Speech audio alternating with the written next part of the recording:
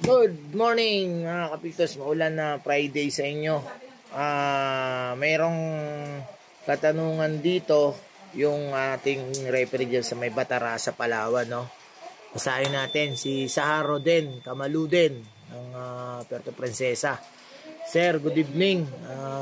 Maga ko na to nabasa, no? Request po sana ako ng actual na sample ng illegal use of the hand. Okay. Yung hand check, illegal contact to the hand, nakakalito po kasi. Tsaka yung holding foul. Okay. So, papakita ko sa inyo kung paano po yung pinaka-demonstration ng sample ng illegal use of the hand. So, yung illegal use of the hand, ito yung tinatawag natin na kapag tumawag tayo, illegal use of the hand. So, yan. Nakukuha natin yan. Yan yung pinaka, natin, nakalagay sa PIBA. Tingnan lang natin. Yan. Ginagamit yan kapag na A1 yung dribbler. Tapos, biglang paatake siya. O pa-layup. O paatake pa lang, pinalo siya sa kamay. Yan. Pwede siya sa illegal use of the hand. Ito yung ginagamit, no? So, pwede din yan sa, yan yung kalimitan do sa pass off the ball, no?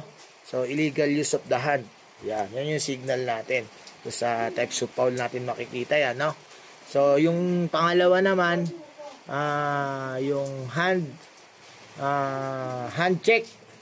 So, hand check, paano natin natatawagan yan? For example, tingnan din natin yan. Yan yung pinaka-illustration niya sa hand check. Kapag may bola na wala pa akong bola at yung kamay dapat hindi siya nakatuod doon sa player, no? Pero kapag may bola na, so tatanggalin na natin. Yan yung pinaka ng hand check. Kapag yan ay nagdi-dribble at ang progress pa yan, papunta siya doon sa shaded, hindi niya tinanggal, pwede tayong tumawag ng hand check, no? So, direction of play, number 8, hand check. So, yan yung natin, signaling natin dyan, Sahar, no? So, ano pa yung isa pa? Yung illegal contact to the hand. Okay, yan naman yung illegal contact to the hand. Tingnan nyo mabuti. Yan, okay.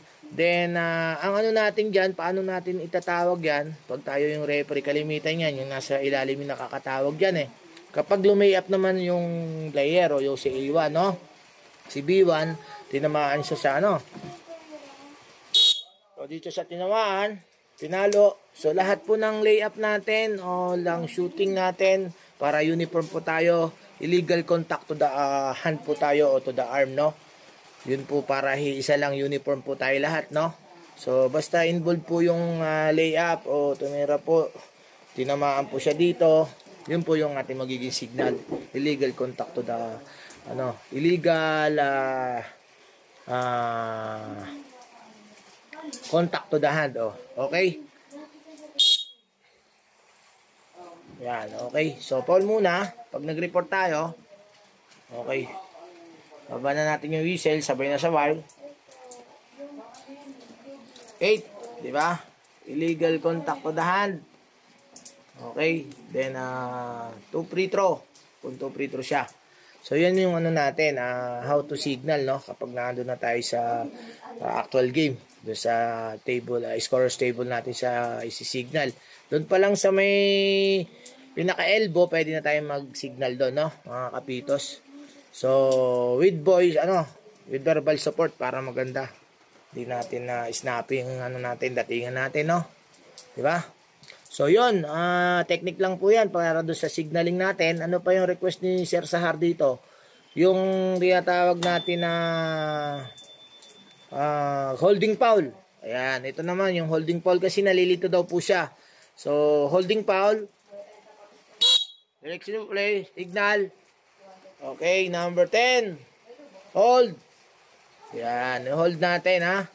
Hold. Pag penalty, 2 free throw. Pag hindi, direction of play. So, yan po yung natin, natin ngayon, demonstration natin doon sa request ni Sahara Roden ng Batarasa, Palawan. Okay guys, I hope may nakuha po kayo dun sa ating apat na types of foul na ni-request ng ating kapitos coming from Puerto Princesa. Bye bye guys and God bless you all.